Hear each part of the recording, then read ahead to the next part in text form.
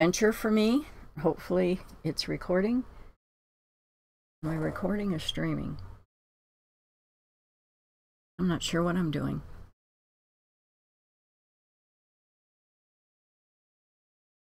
I'm streaming. It says the next thing to do is stop streaming. So I'm streaming. So hello. Normally I just chat about this, that, and the other thing. And in the last 2 times that I've streamed, I have been talking about conversations I've had with my sister. And she taught Sunday school for many years. And the last 2 times that I streamed, I shared biblical passages. The one was Numbers 22:18-34, because she had told me, and I had never heard this before, and it didn't register when I did go from beginning to end on the Bible, that in the Bible, an ass speaks. A donkey. Is that where the phrase speaking out your ass comes from? Anyway, so she found the passage. She told me the story, and then she found the passage so I could look it up myself. And you should always look things up for yourself. Don't take anyone else's views as gospel. So I read it out loud and shared it with others.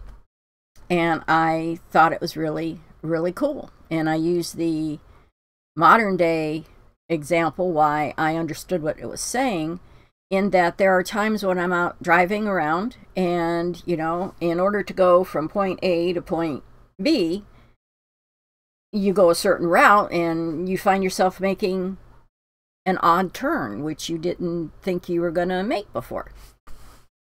Hello. Hi, Liam. How you doing? So I have discovered that there are times where if I had gone the way I was planning on going, there would have been an accident. And I could very well have been involved in it. So basically that's what the talking donkey story equated to for me. So I found that interesting, and I also found it interesting that God will use the animals to speak with you. That's something I've always believed, but right there it is in the Bible.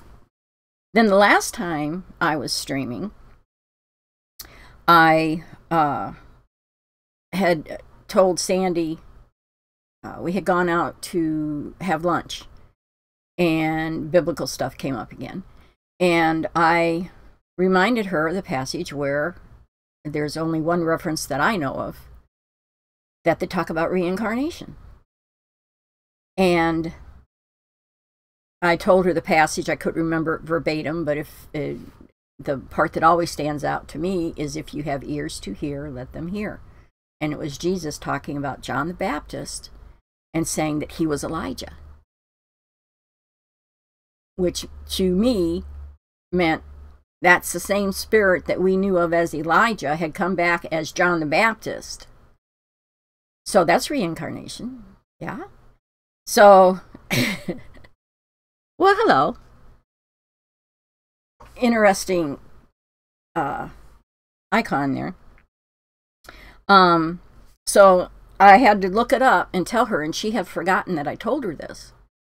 And I says, well, yeah, I showed this to you before. You read it.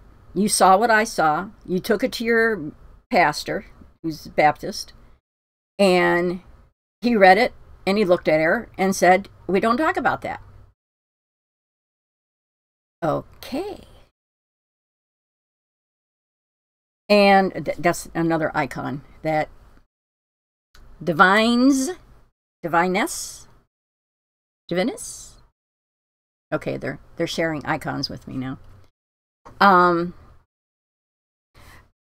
You know, we don't talk about that. Well, I'm sorry, that's wrong to me. You either talk about all of the Bible, you don't just pick and choose like some political parties do. So she said, you know, you send me the thing. So I did. It's in Matthew 11, verses 11 to 15. And it's where Jesus is pointing at John the Baptist and saying, you know, that's Elijah, of which was for to come. Elijah, back in the Old Testament, prophesied that Jesus would be coming. And pointing to John the Baptist at that time, saying, that's Elijah. For those who have ears to hear, let them hear.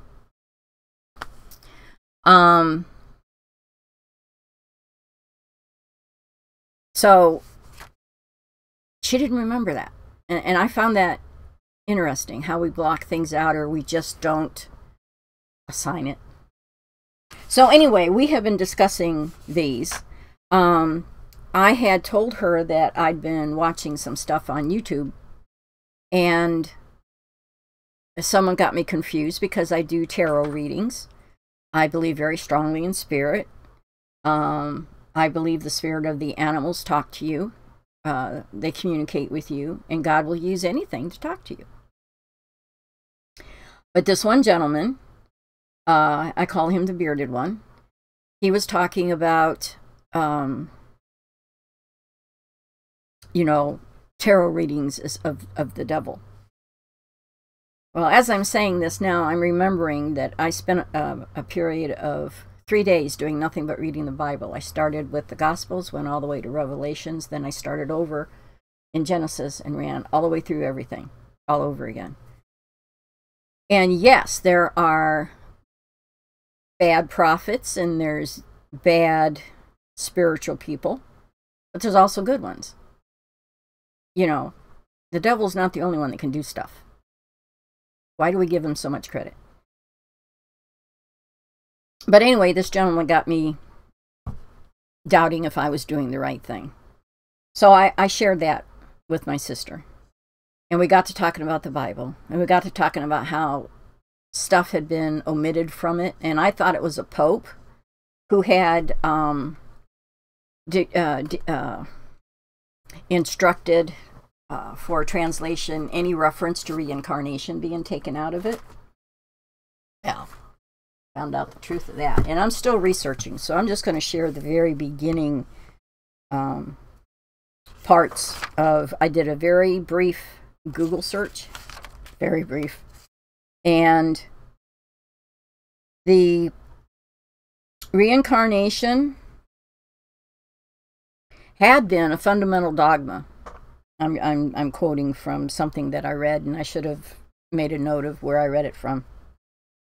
Had been common knowledge up until around 451 AD.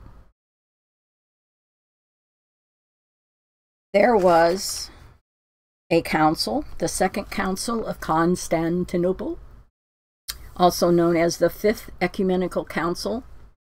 And that's something else I had to check out. It never registered to me before that after Christ, the church didn't, the church, as in the Roman Catholic Church, didn't immediately, you know, Peter wasn't the beginning of that. I always thought he was. I found out from someone else who said that the word they use for church actually means congregation. Upon this rock I will build my church.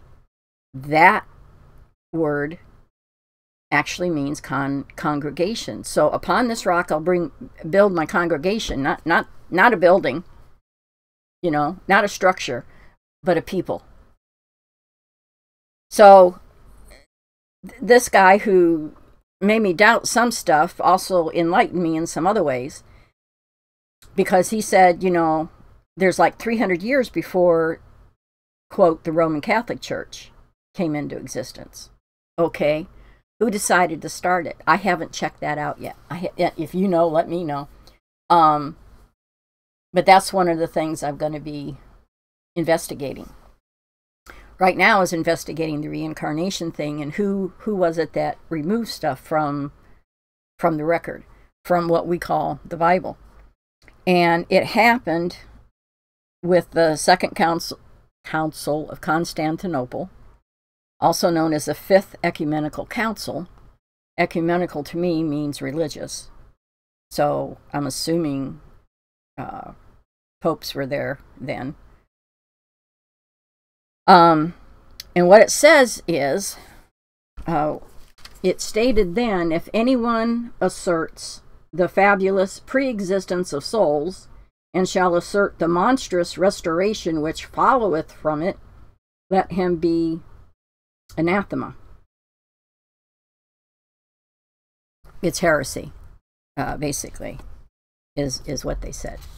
You know, if you propagate reincarnation, then you're being a heretic.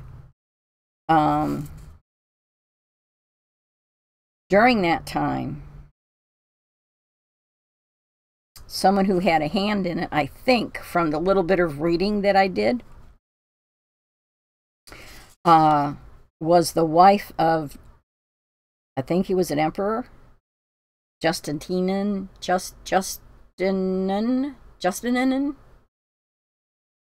Her name was Theodora, I can say that.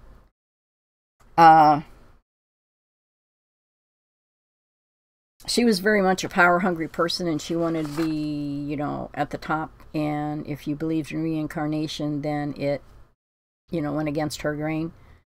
So she was pushing this as well. Hi, Surly.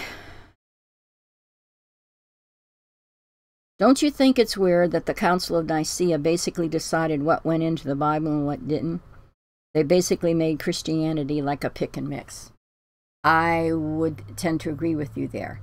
I've had conversations with other people who say, well, you know, the Bible is the divine word. Yes, it's divinely inspired and God will protect it. But there's also a warning in the Bible that anybody changing a jot or tittle, you know, making any alterations to the Bible, they're going to get it. But in the meantime, I fully believe that if you're focused on the Word, and you're reading, and you're searching, and you're looking for something, He'll lead you to the answers to that question. It's divinely inspired. It's protected by God, and God will protect it. But He can't interfere with the free will of men. I'm sure it's been obvious in recent times how corrupt a lot of these religious institutions have become. Back in the day, in the early times, I mean, that's why Jesus was persecuted and crucified.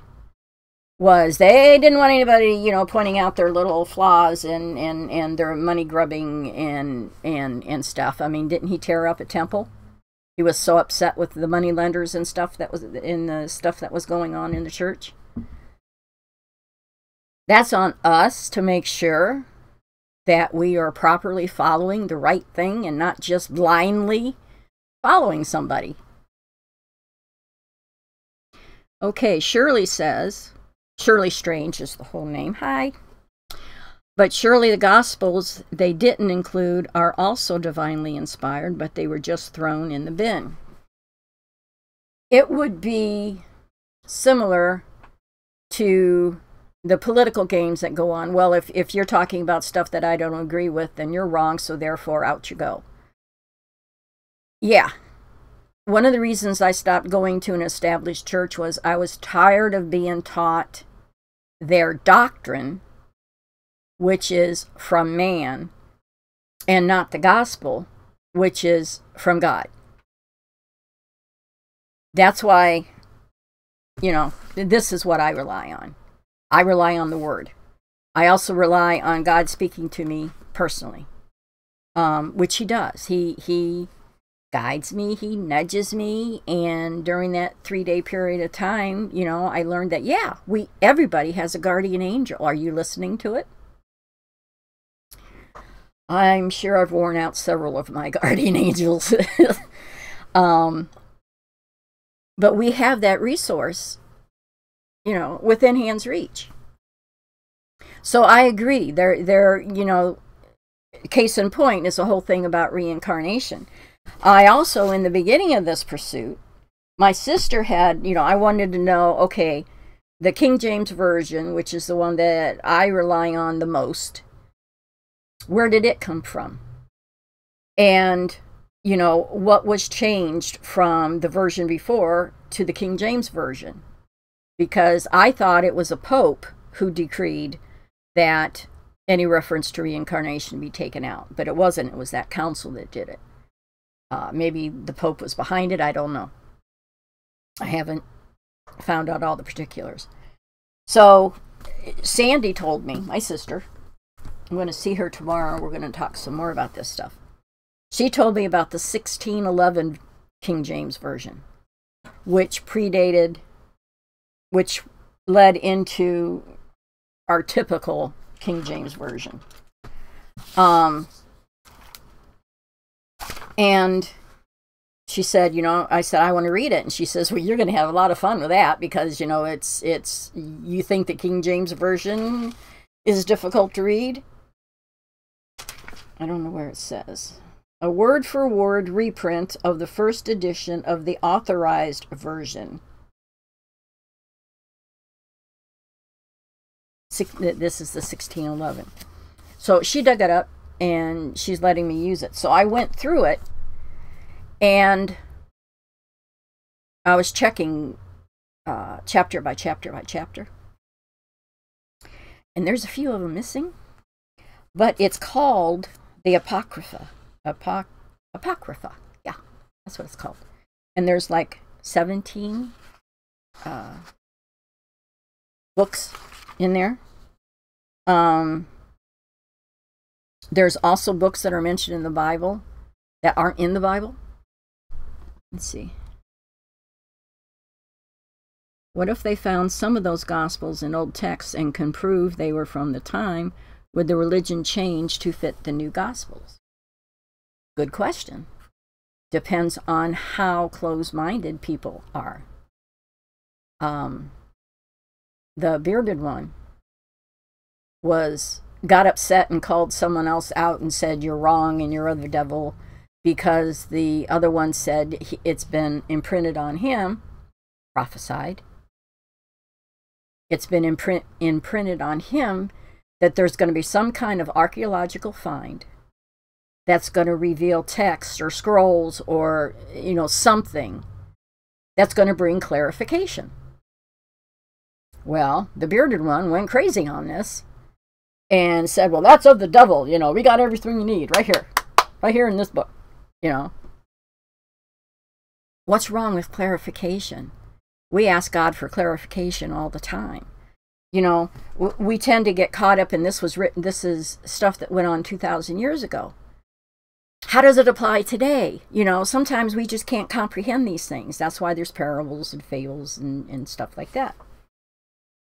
But because someone dared to say that there's something else out there, he started. That's when I said, okay, I will listen to him and get the gleams of truth that I find, and ignore the ego and the finger pointing and stuff like that. So there are, I believe, stuff out there. I believe there's two prophets. I believe there's false prophets. If every prophet was false, then God wouldn't designate that there would be a false prophet. He uses men, which includes women, in how he converses with his people. The reason I bring this up is I don't know if you've heard of Edgar Cayce, who was called the Sleeping Prophet, and he was back in the 30s, 40s, somewhere around that time frame. And he would sleep, and while he was asleep, he was contacting, I don't know if it was an angel, the cosmic consciousness, just put my teeth in, can't talk, or I forget. But, he started talking about Atlantis he started talking about, you know, people who were remembering past lives when they were asleep. And because of something that happened in a previous life, it was affecting them physically this life. You know, there's so much that we don't know. And to just blindly say, no, it's not possible. I'm sorry. If this feeble mind can imagine something compared to God, that's a superiority that's being rather arrogant, you know, in my mind. Okay, Shirley says, interested to find your opinion on non-religious people. I hope you don't mind me reading this out loud. They're agnostic, so is their family, and pretty much everyone they know. They're in the UK, and religion isn't really a big thing. Kind of niche and quirky. Live and let live, not judging, just asking what you think of people who don't have religion, play any kind of role in their lives. What you think of people who don't have religion play any kind of role in their lives. Well, I think you're a wonderful person. I think when you really think about it, somewhere deep down, you know there's something bigger than yourself. You know there's something that's behind everything. That's my feeling. So if you're not, everybody, when they come here, they're in different stages of awareness on many different levels. I will not judge. If you are nice to me and kind to me and treat me with respect, that's exactly what I'm going to do back to you. If you've heard the word, meaning anything from the Bible, and you walk away from it, that could be a problem. I don't know. I am not a scholar. I'm not ordained. I'm not that insightful. I believe there will come a time when you have to make a choice, and it's whatever you decide at that time. Depends on whether you're going to go be with Christ or not. Excuse me. Do you murder people? Do you steal from people? Are you a nasty person? I don't want to have anything to do with you, because that's not what I believe. But I don't believe you are, because you're talking to me nicely and decently, asking me decent questions and trying to figure things out for yourself, and that's great. I don't believe in the philosophy that if you don't believe exactly what I believe, you're damned. I don't believe in that. I'm getting chills. Do you smile when you see a baby sleeping or laughing? Do you connect? You're probably connecting with God in ways that you don't realize you are. And you just haven't seen it that way. That's all. And you know, okay, that's where you're at. Okay, I believe there's more, and I hope you find it too. But I'm not going to think bad of you because you don't. I drove a friend of my ex-husband crazy one time. He didn't want to talk to me anymore. And this was quite a while ago. This is back when I was, oh gosh, maybe 20. And I had some experience with church. I had experience with the Baptist church. I had experience with the Catholic church. Pentecostal. No, I hadn't had experience with that yet. Anyway, he's a very intelligent guy, very scientific minded. And he's of the belief that two germs got together and that's how the world began. We went back and back and back. You know, this happened and then that happened. Well, where did that come from?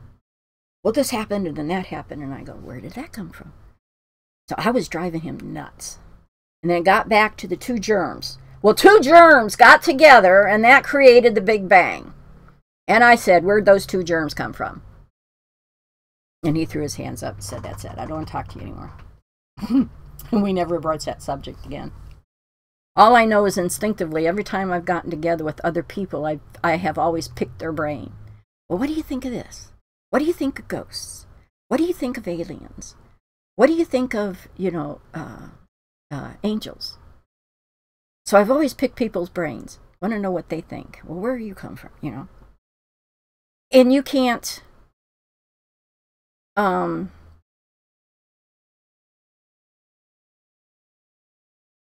judge or condemn somebody because they haven't had the same experiences that you've had. You can't do that. Are you happy where you are? Are you a good person? Do you do great things? Well, that's wonderful. You said something else. It's a nice thought, and I hope it's true. I surely do. Would be brilliant if heaven existed. So I guess I do somewhat somewhere inside me, but I'm kinda a stickler for details. You need it to be shown to you, and I understand that. Faith is believing in something without seeing it, without having the tangible proof. And that's how we're supposed to walk. And it's difficult. You put your foot out there not knowing if there's anything underneath it. Oh, that's how I broke my ankle recently. My foot had fallen asleep and I stood up. And my body didn't recognize it being there, so it bended underneath me and down to the ground I went and I broke my ankle. But that's what faith is. Faith is believing without having the actual proof. I envy the people. Hello, baby. I envy the people who lived back in the biblical times who actually saw Christ, actually heard him, actually were able to interact with him. Because a lot of times, it's like, okay, somebody said this is a good singer, but you don't realize it until you actually experience it. That's case in point. So for all of us coming afterwards, it is faith. You're going to have to wait, baby. I'll let her out in just a sec. It is a matter of faith. And it's just like the guy who was more scientifically minded. I'll be right back. These big puppy dog eyes staring at me. I'll be right back.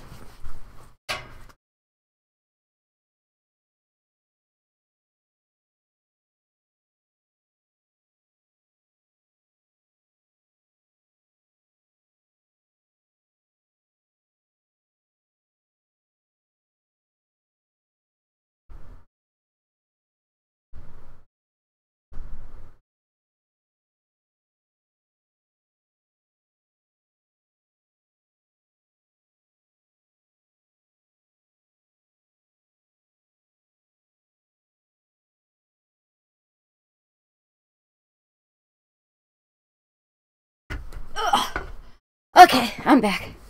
So believing without seeing, that's faith. That's a wonderful trait. Pick things apart and look for logic. The Bible is definitely hard to read sometimes, and I am not offended by what you're saying. Thank you for sharing your point of view. I appreciate that. Because that's all I'm doing is sharing my point of view. Okay, this is what I've learned. This is what I feel. This is what I think. What do you And if I can share something for you that is a seed that answers a question that you have about something, then that's great. That's all that any of us are here to do. I'm a little bit out of breath now. And I can see her. Her tail's wagging. What did you find? Sure hope it's not a skunk like one of my other dogs found.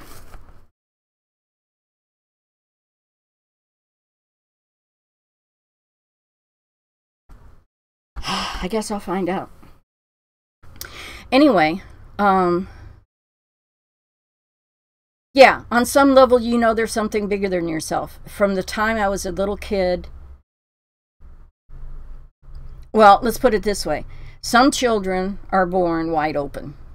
As in, they see everything. They haven't closed things down yet from being on the other side. We'll put it that way. I like to hear the different stories of people who have had the near-death experience where they've crossed over and it wasn't their time or whatever, and they came back. I recently heard a psychic say that the movie Ghost with Whoopi Goldberg and Patrick Swayze, was it Demi Moore? That was pretty close to how most people see it.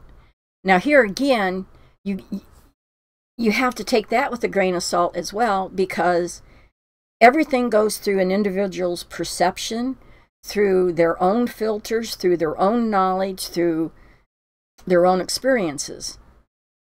That's why you can see the differences in stories of, let's say, 12 people who see an accident. There's going to be slight differences because it is going through different perceptions and different people's views and where they were in the scenario. So what they saw would be different than what somebody, 10 feet over saw. But then you condense down to the facts of what everybody agrees upon. And that's where you can find the truth, or at least the basis of the situation. So it's all perception. But some children, a lot of children, when you see them laying there and smiling and giggling and looking at stuff and there's nothing there, it's kind of spooky. But not when you realize, well, maybe they're talking to their guardian angel. Maybe Aunt so-and-so who's crossed over is, there's more to everything than what we realize, and we are conditioned from birth to discount all that stuff. I would imagine if you talk to your, yes, it is a great movie. I would imagine if you talk to your family members and started getting them talking about stories from their aunts, uncles, grandmas, grandpas, you might find an interesting scenario cropping up where they will talk about spooky things. They will talk about, well, this happened and did you know? Type stuff. The UK is full of, they call them ley lines, and supposedly that is energy fields that other dimensions can draw upon. Well, she's still running around out there, so whatever it was she was wagging her tail at didn't hurt her. So I feel better about that. But you have, I would love to go to the Glastonbury tour, because some people believe that hundreds of years ago, the tour was above an area that was always surrounded by water until I think somebody built a dam or changed something so that it drained. But some people believe that that's actually where King Arthur, that whole Camelot thing came from. Yeah, King Arthur. Because he's supposed to be him and Guinevere. I'm so bad with remembering stuff. Anyway, there's legends. And at the base of any legend, there's a truth. And so some have surmised that that's actually where, the lady in the lake was actually the water that surrounded Camelot. So all that stuff happened in that area. For example, a lot of the stories in the Bible, people, that's just all parables. That's just teaching us lessons with stories. The whole thing about the Trojan War.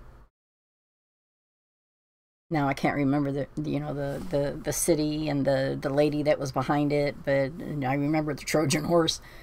They all said, that was just a story. That's all just a fable. Well, lo and behold, archaeologists found the actual city of, can't think of it now. But, they found it. So, can you watch a YouTube video? Right now, no. But I have watched YouTube. Actually, when I do recordings, I upload it to normally my Tea and Talk Time page. But I think these ones where I'm talking, chatting in the Word, I'm going to put on my Sherwood Creek Studio page. Because it's a little different. You know, I'm not just rambling off like I normally do.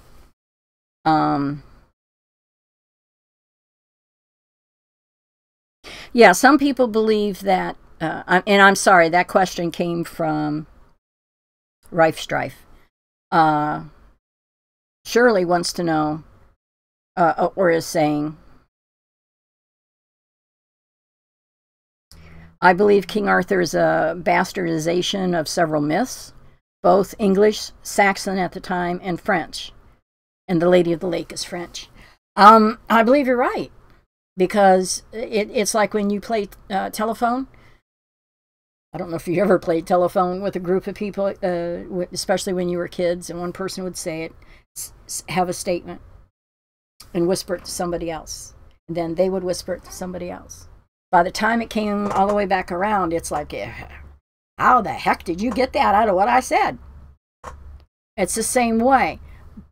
But usually there's a word or two that, you know, makes the round. Shirley says they called it Chinese whispers. That's cute. I like that. So again, there's truth in everything, and it's just a matter of, like, you already have that kind of analytical mind. Okay, well, what's the source? What was it I was thinking about earlier? Where did it come from? I always want to know, where did it come from? Where did this phrase come from? How did we get that idea? Who started something? You know? So you already have an analytical mind, and that's pretty cool. Rife Strife is talking about Slither. It's a 2006 movie, I guess, and it's the official trailer. I'll look it up next time I'm wandering around. And Rife has a question. Sure, I can try to answer something. As you know, just be nice. But Shirley lives over there in England, and man, England, Scotland, Wales, all of that has a lot of influence from different cultures. I mean, the Vikings, didn't they come over and attack? And you know, there's a lot of struggle and strife there. And kingdoms rising up and being overtaken, or they become the dominant, and then someone likes what they have, and then they're overtaken. I mean, that's life, unfortunately. But that's in a really, really strong, intense atmosphere.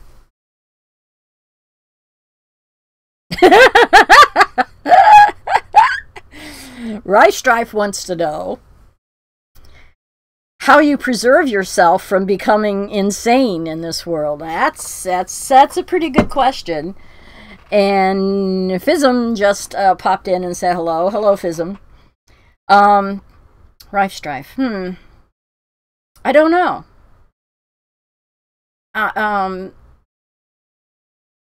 It would be easy to, because you're torn in 10 million different directions at the same time, almost 24/7. And that's where, you know, you hope that you have a strong foundation. And that, for instance, for me, I had a strong foundation, but I battled it as a teenager. We all do that. We all want to spread our wings and find things out for ourselves. And originally I had wanted to be an actress. So I had wanted to go off to California and go to Hollywood. The stuff I'm hearing about that place now. But even back in the 80s, I knew that if I had followed through on that, I wouldn't be around now. because I was not strong enough in my own self and my own beliefs. I would have been going along with the crowd, and drugs were a big thing back then. And look at all the talented people who got caught up in that web, and their life ended much sooner than what we would think.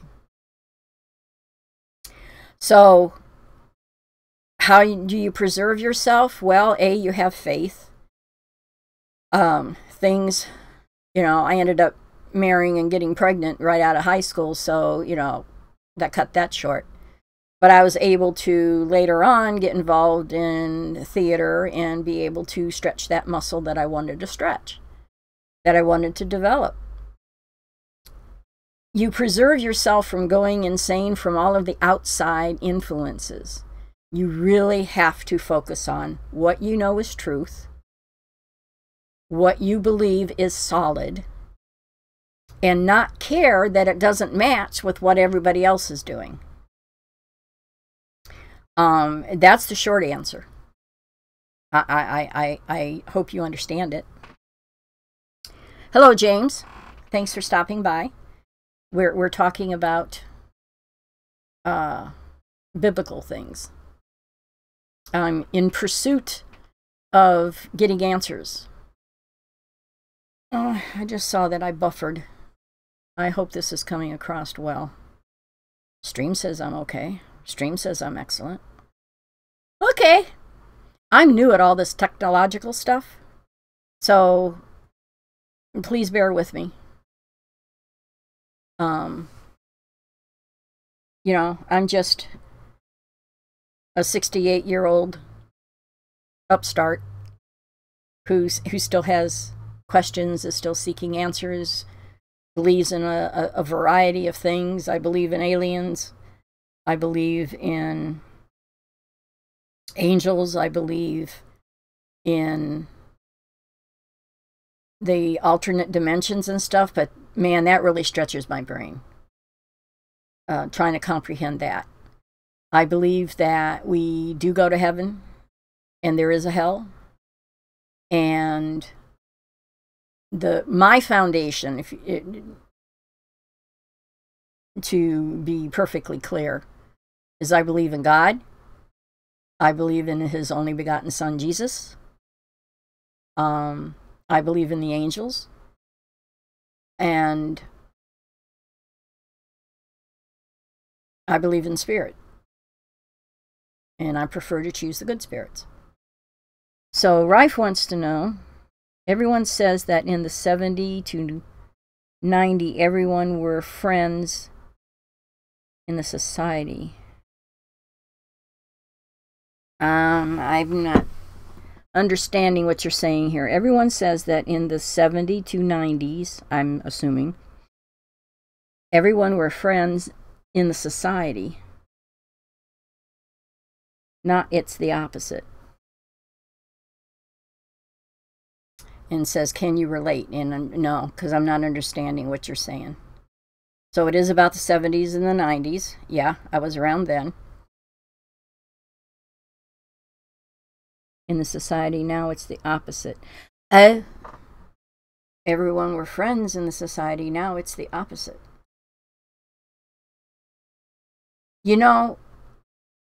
Okay. If I'm understanding what you're asking about, back then, in the 70s to the 90s, the society was closer. Everybody treated everybody with respect. That was the baseline. But now it's the opposite. I'm guessing. That's how I'm interpreting what you're asking. And I agree with you. And yeah, people were friendlier with their neighbors. It was a community.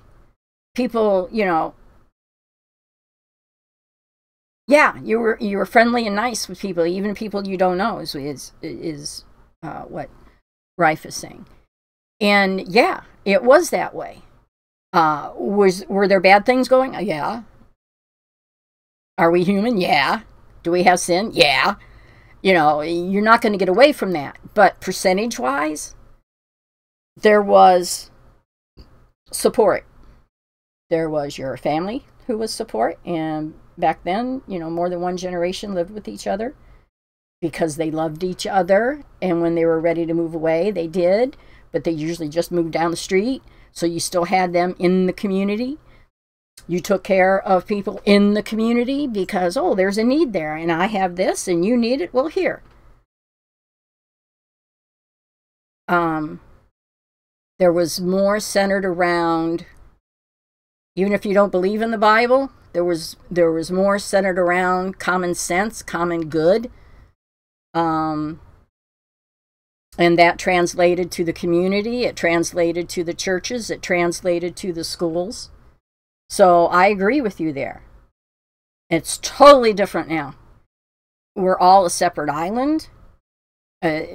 This communication is fantastic because otherwise we're off by ourselves.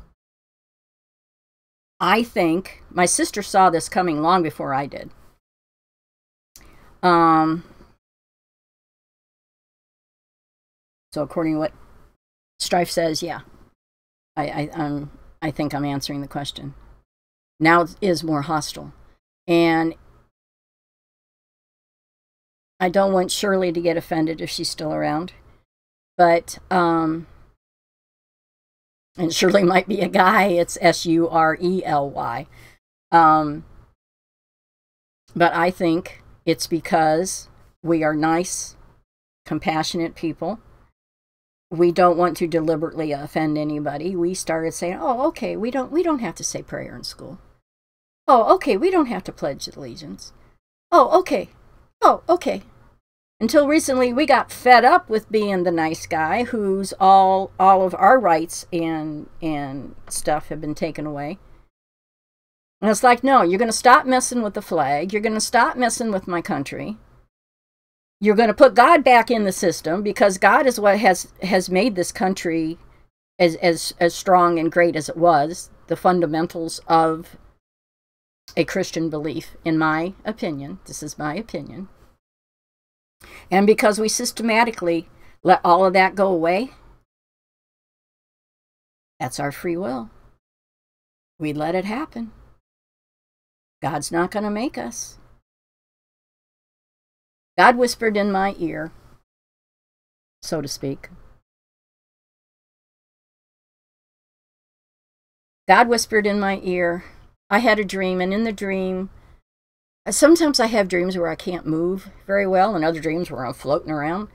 But in this dream, I was in a room, and I must have been in between waking and sleeping, because I think that's when the partial paralysis happens, according to what I've heard other people say. And in this dream, I'm in this room, and there's a staircase. And at the top of the staircase was a group of people. I didn't see them, but I could hear them, and they were singing. It was beautiful. And so I started crawling up the staircase as far as I could get to hear what they were singing. And they were singing, "Stand Up in Jesus with Prayer for the Land." And it struck me as one of my message dreams. I have a variety of dreams that I categorize as garbage dreams. You know, oh, I watched too much of that program. Analytical dreams where I'm trying to sort through a problem. Message dreams. And visions. So the message dreams I try to pay attention to. And it's you can feel it when you wake up. Well, that meant something. So I pass the message along, and the little thing that I can do, which is Facebook, and I wasn't doing this then, but I was doing YouTube, so I mentioned it in YouTube. Stand up in Jesus, not for Jesus. It wasn't a go out and prophesy. It was stand up in Jesus. The Christians were being called. Stand up in Jesus with prayer for the land. Now this happened 2015, I think. 2015 or early 2016. You may not agree with who's in the office currently here in the United States, but I believe that's what happened. I believe the Christians were being called upon to stand up, because if someone else had gotten in, you want to talk about the world being upside down?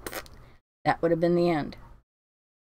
What's been going on, what has been creeping into our government and our system and around the world, is a nasty cancer. And that's what's driving people insane and crazy, in my opinion. Only my opinion. But I had a choice to make. Women in this country had to fight for the right to vote, because before then they're just possessions. They weren't worth anything. Wonder where that came from. So I had the right to vote. B, as an American, I have the freedom to vote. And so it was like, okay, I don't know who to choose here, but I know I need to vote. I need to express my opinion. I did an analysis between the two major candidates. And the one was like, absolutely not. I would rather take my chances with someone who's never done this before than go with another career politician, because they say what they think you want to hear, and then they do whatever the hell they want once they get it. I don't like to be political because I don't know why I don't want to be political. But that's basically it. So my choice was the businessman. And whether you agree with his roughness, his rudeness at times, whatever, he is making some solid choices for the people. He's not in that office because he's a politician. He's not in that office to benefit himself. He's in that office to be a voice for the people. My opinion again. Get us, we don't need to talk about that.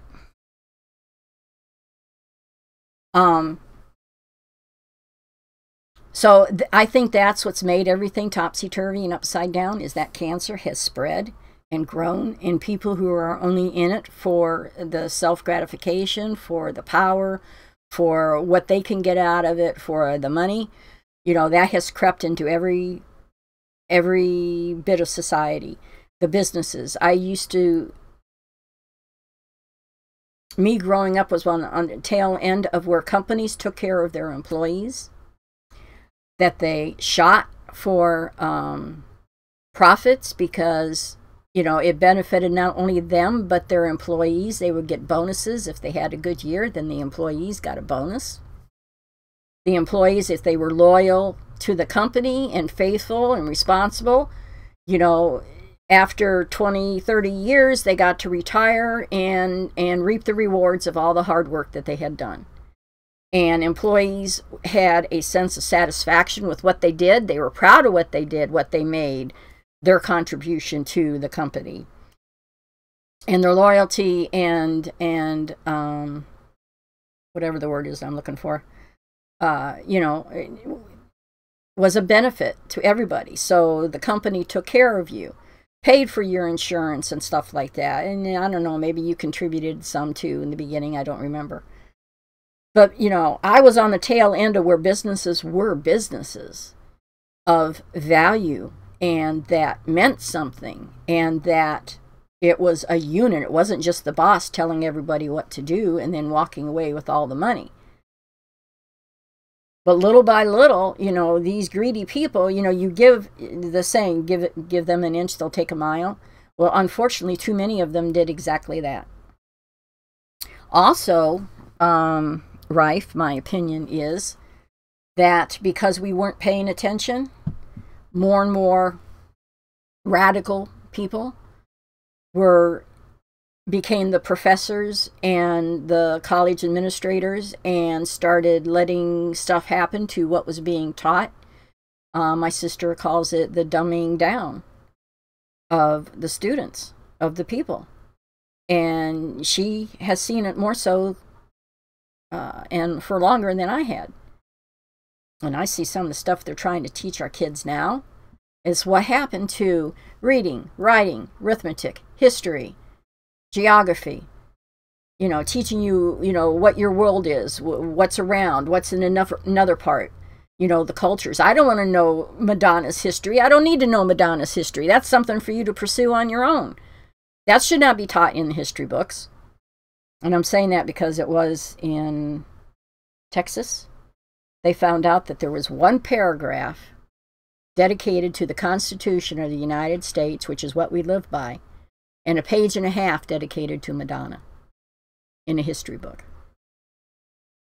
So, yeah, I think that's what has happened. I think even if you don't believe in God, but you believe in, you know, basic decency and common sense, you know, we've let too much get away from us, and it's time to claim it back. And I think back in 2016, what they call the red wave, and blew everybody's mind, is people woke up, started to wake up, and said, no, I don't want any more of that crap.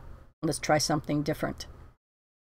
And I think maybe, you know, you're talking about being, I think that's where the change has come, is people have gotten very selfish. That started back in the 60s with the flower children expressing themselves and doing whatever they wanted. And, you know, that's taking the whole thing of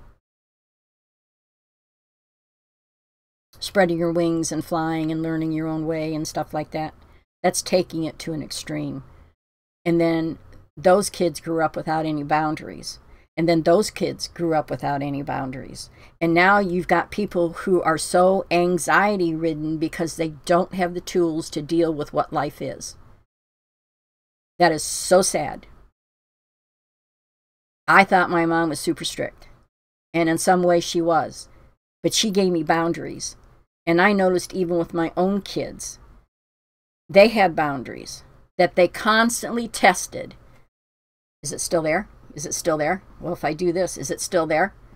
And that's their way of knowing, that's their security. That's their way of knowing that they're loved. And they would get upset with me because, you know, people would come, other kids would come, be out there doing stuff at, you know, at midnight. Well, so-and-so doesn't. And it's like, I'm not responsible for so-and-so. I'm responsible for you. You got no business being out there after dark. And I'm talking about, you know, up until they were, well, shoot, I would have kept them in at 16 too. You got no business being out there. Left to your own devices, you tend to do stupid things. Okay? Because you're immature. You haven't learned your tools yet. So that's what I think. Everybody wants everything to be equal and fair. This is Tangaku. I'll call you Tang for short, if that's okay. Hi, thanks for stopping by. I think that's because everybody wants everything to be equal and fair, but they're not willing to put the effort into it to make it equal and fair. They're not willing to say, okay, well, maybe I'm being unrealistic. Okay, well, maybe I'm expecting too much for nothing. Because that's what has happened in the generations, is that because it takes a lot of effort to raise a child, and a lot of it is emotional. Oh my God, they wear you out. I had 3 boys. Oh my God, they wore me out. But I couldn't let them just do stuff, because I can remember standing over the crib with my oldest one, standing there watching him sleep, and the realization, you know, you have this idea of,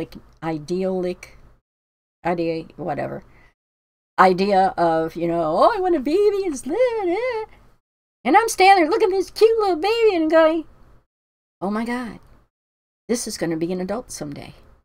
And I'm responsible for guiding him to adulthood. So what I say and do, how I teach him, is going to have a huge bearing on what this child ends up being.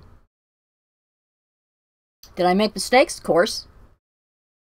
I've apologized to my kids for mistakes I've made, errors in judgment, you know, whatever. But the foundation was always love. The foundation was always, you know, trying to keep you from harm, trying to help you understand certain things, it takes a lot of effort. And I couldn't stop once I started. So they would come home and they would, grumble about, well, so-and-so's allowed to do something. Well, I'm not responsible for so-and-so. I'm responsible for you. I want you to grow up to be a functional adult, responsible, caring, compassionate, understanding. But too many parents give up, especially since the advent of the TV and the availability of TV. They've handed the babysitting, the responsibly off to the TV, and then the game machines, and then this, and then that, and it's like, okay, this kid's driving me nuts. Here, go buy this. Here, have that. Spoiling your child does not benefit the child. Those are the children who can't cope with what's going on in the world because you didn't teach them the tools. You didn't teach them. You're not always going to get what you want.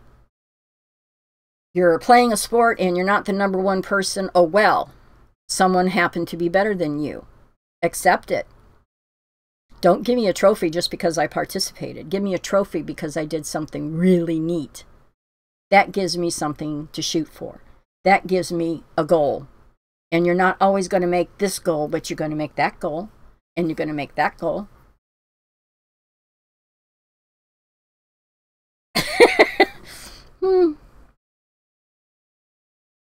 Exfiltrator, who am I talking to? Whoever wants to listen. I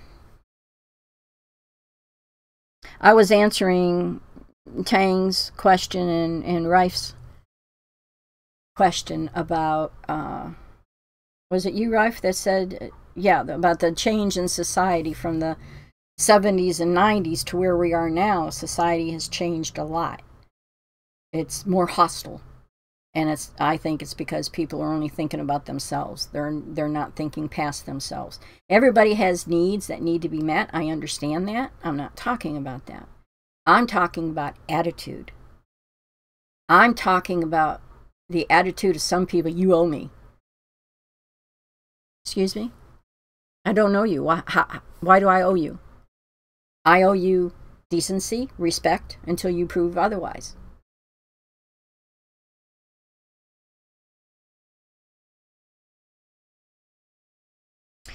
Tang says they think parents should love their kids and teach them how to work, and that's all that can be done. That's the basics of it. You love your children. You teach them what you can. You teach by example, not just words. Because you say one thing and you're doing another, they know that. Kids are a lot smarter than what we give them credit for. And no matter what you teach, this is always fascinating to me. Some people say I should have been a psychologist. Because you take the same set of circumstances. You raise two children in the same set of circumstances with the same attitude and knowledge and whatever. One child ends up being, quote, good. One child ends up, quote, being bad. Is that on the parents? No. Perhaps stuff was lacking in their education. But what it boils down to is the parent can only take 50% of the credit or 50% of the blame, because at a specific point, that child determines, she's chasing squirrels, at some point that child determines what they're going to follow and what they're going to believe. They make a choice. So you can only, be responsible for half of it. At some point, that child decides whether they're going to follow what you taught them or ignore what you taught them. That's what it boils down to. So, life is very complex. And if you don't have some kind of steady foundation to go, to keep you from teetering and falling over and stepping back and, all that, you have to be flexible to a degree and adaptable to a degree. But that doesn't mean, you totally ignore what you know that you know that you know. And that goes back to what I said earlier. I know God. God's always been there for me. I know Jesus. I know the angels. I know wolf spirits talk to me emotionally, spiritually. You know, I know that I know that I know. And then you build upon what you know that you know that you know.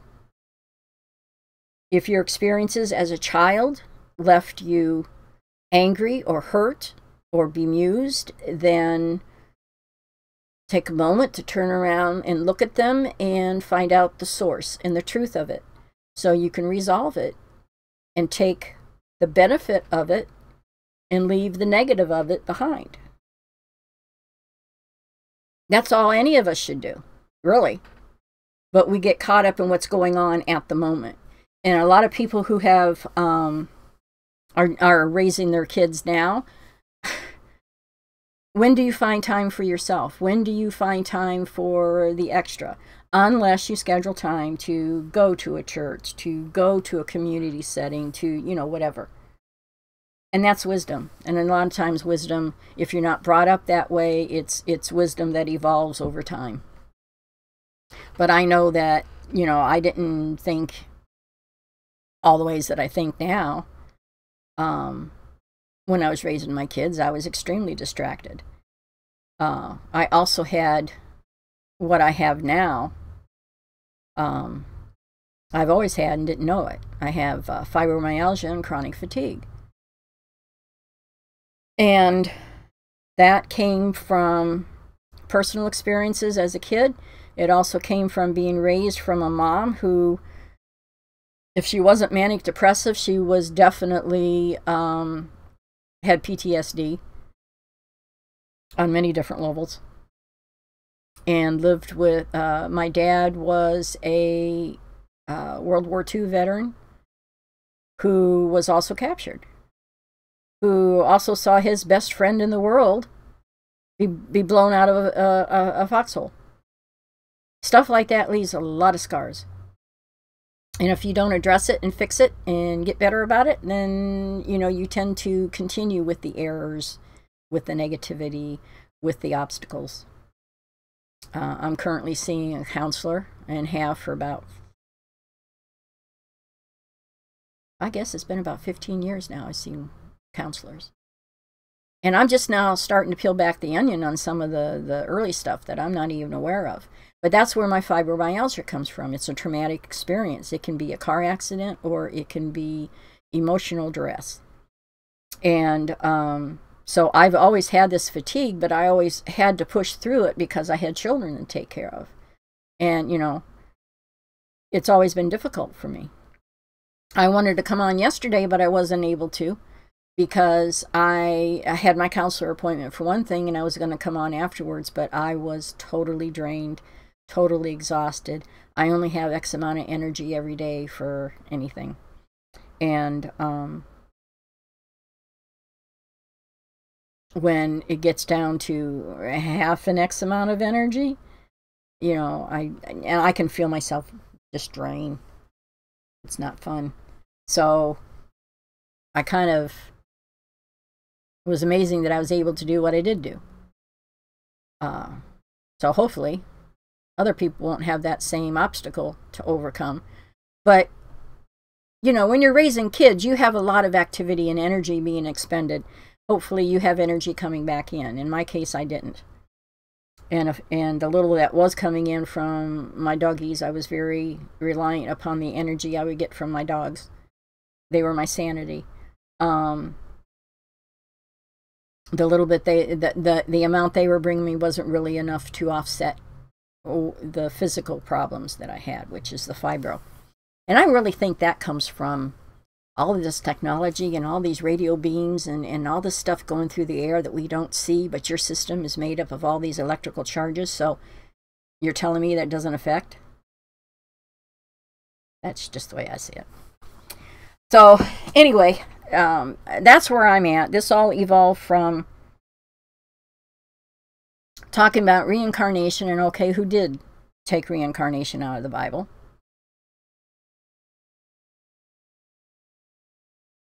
How? Oh, okay. Tang wants to know, how did you divide your attention between your kids without hurting them? Because I applied the same standard to them as I did to the other ones. Oftentimes I call the oldest my guinea pig, because you would learn with one, well, that didn't work. And so you would have to shift and alter, like forms of punishment or whatever. And even that depends on the child. It's once you learn, you have to see them each as an individual while applying the same standards, the same basic standards to all three of them, to each one of them, because otherwise that's not fair. They think the youngest one got away with more in some respects, maybe, because we learned it wasn't as important as I thought it was to stress, whatever the situation was. So in some ways, yes, that's the learning curve. I got married at 18, had my first child at 19. Had my last one when I was 25. Huge learning curve for me. I was raised in a family of all girls. It was me and two sisters and my mom. My dad wasn't around. Except in the early years. And let's see, I think I was 6. Yeah, I was in the first grade when the final split came. So I didn't have a lot of masculine influence. I had a lot of mom trying to deal with everything on her own and take care of 3 kids without much help from dad. So, that's life. You're given a certain set of circumstances and you do the best you can. You can't do anything better than that.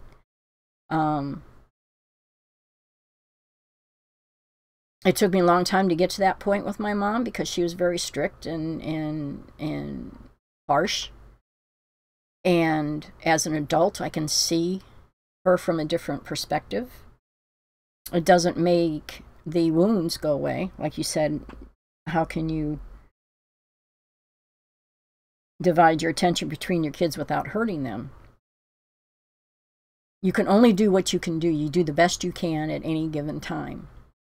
If you shower them with love, compassion, and understanding, that takes away a lot of the sting from anything you might do wrong. Is there a wrong? There's wrong,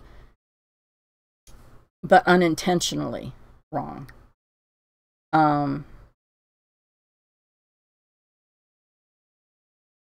How do you teach them religion or let them grow into it? It's kind of both. You set the example. You might be a person who has all of the great morals and standards, and that's what you're teaching your child.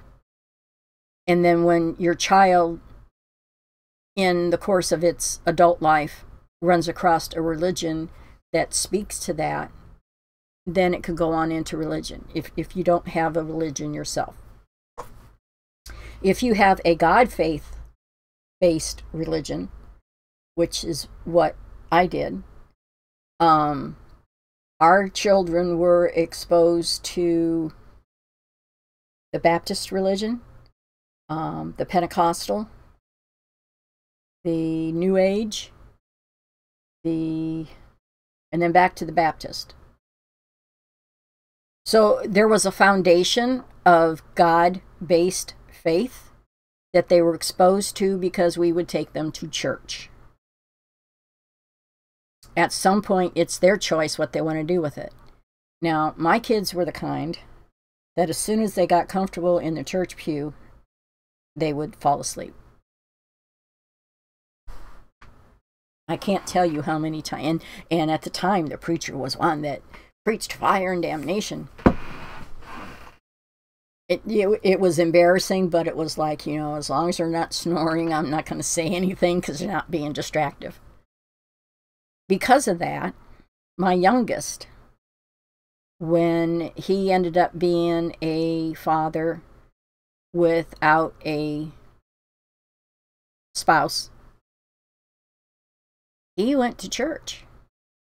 And the community of the church kind of gathered around him and helped him raise his child until he got to the point that he had a spouse. And it continued. And my sister was one of those who helped guide my grandson, who now has a sibling. But I don't think there's a tried and true how to teach them religion, or let you do it either by example or by encouraging them to find something on their own, or when they are seeking for answers, suggest a religion you might think is fitting. I don't think there's a tried and true answer. God will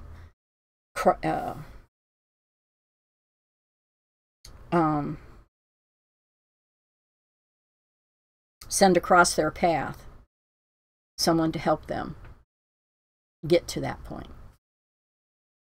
I believe that's what all of us are supposed to do. I think that's why the community setting is so important, because where there's a gap in knowledge or experience or ability, someone else can help fill that gap in. Going back to what Rife was saying, that's a difference between what went on then and what goes on now. The good old days that we refer to is when there was community, the Waltons. There was, community. There was responsibility. There was consequences for your actions. Too many kids are raised without having consequences to their actions and realizing, man, if I do this, that's going to happen. They only think about, they want this, they want this, they want this, and they don't see the danger, the trauma, the whatever that doing this is going to bring them. And then they get all upset because, you know what I mean? This chat's been going on for a while. The Razor Bowl bot, my eyes are great, says, uh-oh, this chat seems intense already. I don't know, how long have we been talking? Yeah, over an hour. So yeah, we've talked about a lot of different things. It was supposed to, focus more on God's Word, but if God's Word is part of who you are, then yeah, I can't help but doing it that way, So anyway, I've still got to look up the 300 years. Where did the Roman Catholic Church get started? It seems like the Pentecostals, they came in the 1500s, maybe? Something. Yeah, if the title of my chat is just Chatting in the Word, I'm starting something new here because the last two things I streamed, I shared some biblical things. And so yeah, I'm going to start, if it's just Chatting in the Word, that's the foundation of what we're talking about. And it's funny how you take the Word out of a society and God out of a society, and you're getting some crazy shit going on. Excuse my French. Crazy stuff going on out there in the world. So I was getting ready to close this up, but if the Razor has a opinion or a question, go ahead and share. I'm glad the reaction was religion talks. Ooh, nice. Instead of, I guess I'll go now.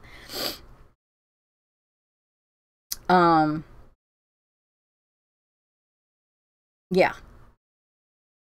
Did I teach them religion or let them grow into it?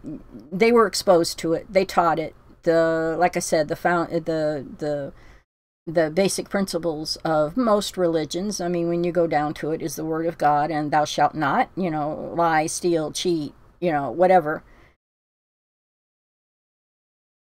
That's the basics of any religion or any society. But then you add on to it, do you believe in God? Okay. Do you believe in Jesus? Okay. That's the cherries on the top. That's the extra ingredient that everyone needs to see, feel, hear, follow.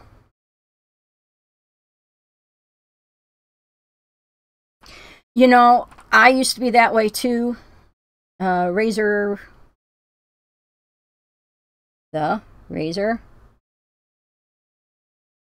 Boy, BOI. Okay. Says, I love a healthy talk about religion, even though I am not religious myself.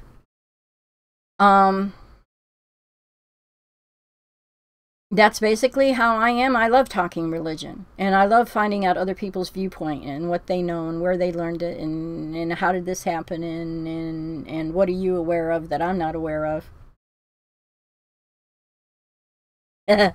BOI, boy. Yes. And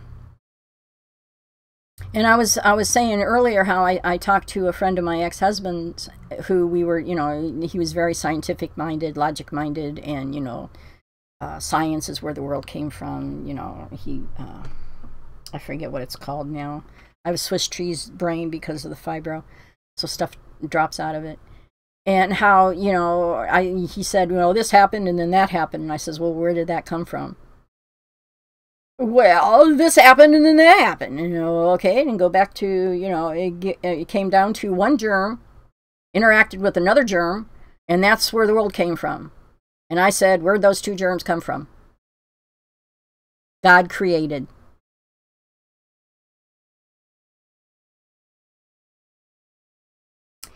Razor Boy says, think religion is an independent thing as well as the lack of. Well, it kind of, you know, boils down to, okay, let's see. The phrase, you know, when in Rome, do as the Romans do. Within reason. You know, you have to adhere to a culture. You know, they don't surf, so don't bring your surfboard. But when it comes to morals, everyone should have morals, and hopefully the predominant people have good, strong morals. Now, incorporate your religion in with that, and like I said, it's you know, it's now a dessert. It's not only the meal, but it's also the dessert, because that encompasses something greater than yourself. But just, you know, good morals and behavior should be the foundation of any community, any society. So, yeah, there's that. And then you add your own particular religion or belief system into it. And then you've got more color and more vibrancy. That's how I see it. Under the right conditions, those germs, aka bacteria, single-celled organisms can develop. That's been tested and proven. Do you think morals can only come from the Bible? No. What about somebody who's never been exposed to the Bible? Does that mean that they're immoral? No. They could have the same standards and basic morals that somebody who has been exposed to the Bible. And so, therefore, my dog's out in the yard chasing the squirrels. So no, that's not the only place that morals can come from. If you're raised with any kind of compassion and common sense and common decency and common courtesy, you should have morals. Even then, there are those who bucket the system because there's either something lacking in themselves, or they're under the influence of something that you can't see. There's more to this world than what we can see with our physical eyes. Once you become aware of that, then you're responsible to enlighten others. That's my belief. That's what it comes down to. Okay, good. I had someone tell me I could have no morals because I am not religious. Stupid argument. I kind of agree with that. Morals don't. You might have morals that religious person doesn't agree with, but that's not why I'm afraid I don't follow that logic at all. So, do you not believe in evolution based on what you were saying about the germs? Oh, let me turn this off. It's another spam. No, I'll let it ring, and just in case it's not, I'll let it ring and go to the, I'll muffle it and let it go to the answering machine. So do you not believe I believe in evolution. Because this is the physical world we're talking about. We are spirit having a physical experience. So yes, there's evolution. Do I believe we came up out of the swamp? No, I believe that God directed some kind of intercession that created us. You know, he pulled us up out of the dust and dirt and whatever. That's what I believe. Do I have proof? No. But in the meantime, you know, scientifically, you can go back and see how this creature evolved. Like, I love wolves. And it's getting dark out. I love wolves. Well, that's weird. I need to adjust settings, but I'm not going to mess with it just yet. I love wolves. And going back evolutionarily, that's a word. Cats and dogs, canines and felines, come from the same critter that both canines and felines come from. And then where it comes from, I don't remember. I don't remember going back any further. I was just, wow. So yeah, I believe in evolution. I believe this, you know, this earth has been around millions of years, yes. And all the crap it's gone through, yes. And how, you know, this, not distortion, what's the word I'm looking for? An error in the DNA here causes this there. Okay, so yeah, I believe in that. That doesn't take away from the faith, the belief that I have. God created all of this. You know, we're a part of this, but we're separate from it. Okay, what do they say? Do you germs? What about further back? Did God then create the big? I think God created the Big Bang. In the Word, it says, and God created, and the earth became void. There was an earth here before the one we're talking about now. That's my belief. But yeah, God created. God spoke, and the world began.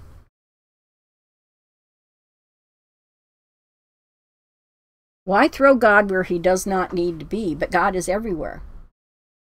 I'm not throwing him anywhere. He's just already there. That's my belief. He's already there. And because we got so discombobulated and wound up and distorted, he sent his only begotten son to help, you know, help guide us again. That's my belief. You know, if you don't believe that, you know, I understand. You know, I've got a logical mind. I can relate to that. You don't quite comprehend the same thing that I do. I understand that. Macroevolution, then. What about the further back? Did God then create that would be tie in with See, I don't know what the terminology of a lot of this stuff is.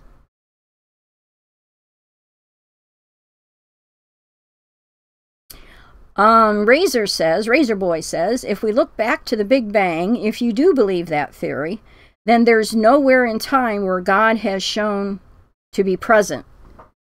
But God was present. Like I said, he was always there. If there was nothing there, how can I say this? He's always been there. He's ever present. Omnipresent? Yeah. He's always been there. There's never been an absence of him in order for it to register when he showed up. Yeah, I guess that's the best way to say it. He's always been there.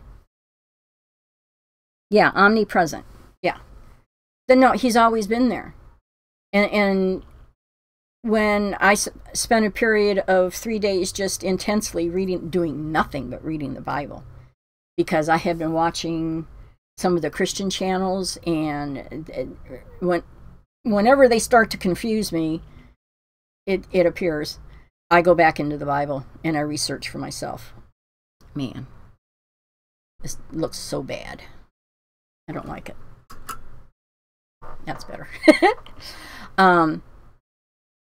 I search it for myself. So I spent a period of 3 days reading from the Gospels to Revelations, and then from the beginning to the end, because I was seeking answers for myself. And when I read it, it became apparent to me that in the beginning, there was a void. The phrase that they used in the translation, how it registered to me, was the earth became void, which means something was there. Something had to be there before. It wasn't the earth was a void, the earth became void, or the world, or whatever. I'm paraphrasing here. So to me, that indicates that, okay, let's wipe this clean and start over. That's the impression I got. Roddy Moore, oh, Canada. Okay, Razor Boy says, what makes you think that God has always been there? Roddy Moore says, Drake is our prime minister now.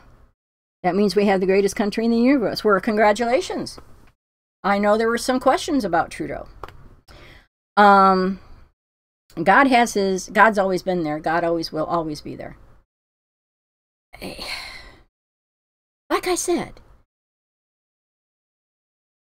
I've always known there was a God. There was something bigger and better and more powerful than me. And as a kid, and I had a lot of crappy stuff going on as a kid, but I always knew I was always talking to somebody. Okay, so I've always been insane. That might be a better another way to look at it.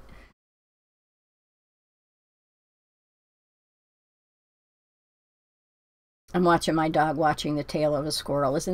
Have you ever watched The Tale of a Squirrel? Seen all the stuff that it does? There's beauty and so many things to marvel at. And how the heck did this work? And then how did this come to be? And the intricacies of just the human body that we're learning more and more about. There's something bigger at work here. And if our puny mind can come up with some of the stuff that we've come up with, knowing that the one that's greater than you, the stuff that they're able to do, is mind-blowing. And if you believe in reincarnation, you have to believe there's something more. There's something else. I believe in reincarnation. If you've listened to any of the near-death experience people, some of the stories they tell, you know,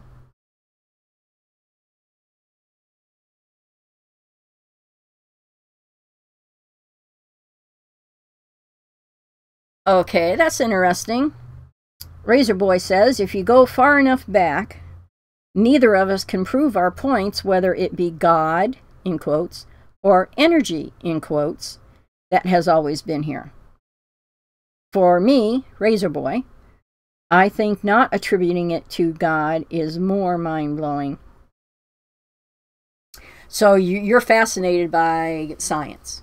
You're fascinated by the effects. You know, you put this here, and this happens. So I can understand that. I just believe there's spirit behind everything.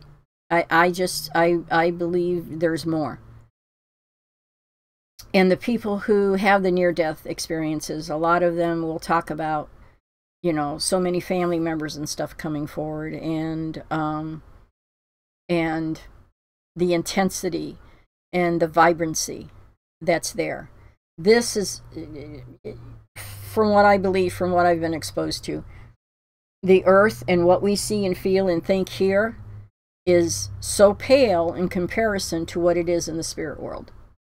So if you don't believe in the spirit world, then, you know, That's okay. You know, that's not where you're at yet. Yeah. So I'm going to have to leave it here. It's getting darker and darker, and my doggy's ready to come in. And I'm going to try to do this more often. So if you follow my stream and you see me, you know, just chatting in the Word, that's what we'll be talking about. We'll be talking about God and Spirit and the Bible and stuff. And I'll share what I'm learning as Sandy and I figure out different things, and reading what may or may not have been included in the Bible or excluded from the Bible. And I'm going to try to keep going back further and further and finding some more information. So, I need to...